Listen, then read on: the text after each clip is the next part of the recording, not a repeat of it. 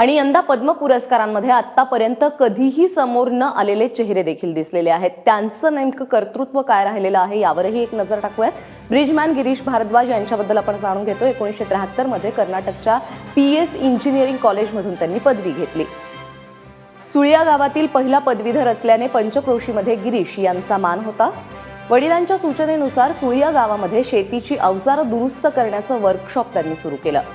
80च्या दशकामध्ये पहिल्यांदाच वनाधिकारी नारायणन यांनी सुळिया कुशलनगर नदीवरती पूल बांधायला सांगितलं।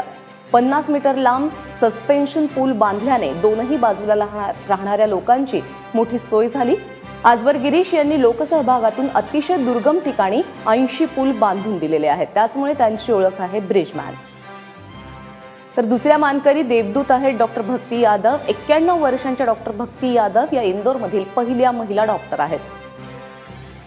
स्त्रीरोग तज्ज्ञ म्हणून 1948 पासून म्हणजेच 68 वर्ष त्यांनी रुग्णांवरती मोफत उपचार केलेत। उत्तर प्रदेश, मध्य प्रदेश यासह देशभरातील अनेक राज्यांमधून रुग्ण अजूनही उपचारासाठी इंदोरला येतात। लोकगायक जितेंद्र हरपाल ओडिशातील रंगबाती गाण्यामुळे जितेंद्र हरपाल यांची देशाला ओळख आहे।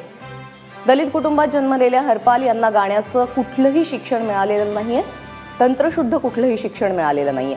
आतापर्यंत हरपाल यांनी किमान 1000हून अधिक गाणी गायलेली आहेत। कोसली भाषेतील गाणी आणि संबलपुरी लोकगीतांच्या संवर्धनासाठी त्यांनी मोठे प्रयत्न केलेत। कलरीपट्टयू मीनाक्षी अम्मा यांना देखील गौरवलं जात आहे। कलरीपट्टयू ही साहसी कला शिकवणाऱ्या मीनाक्षी अम्मा केरळातील एकमेव महिला आहेत। वयाच्या 6व्या वर्षापासून मीनाक्षी अम्मांना वडिलांनी कलरीपट्टयू शिकवण्यास सुरुवात केली।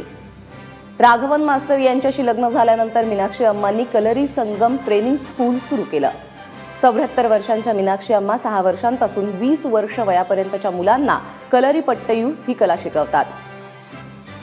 कलिकत जवळच्या वडकरा गावामध्ये 150 मुलांना मीनाक्षी अम्मा तलवारबाजी, लाठीकाठी आणि उंची झील शिकवतात।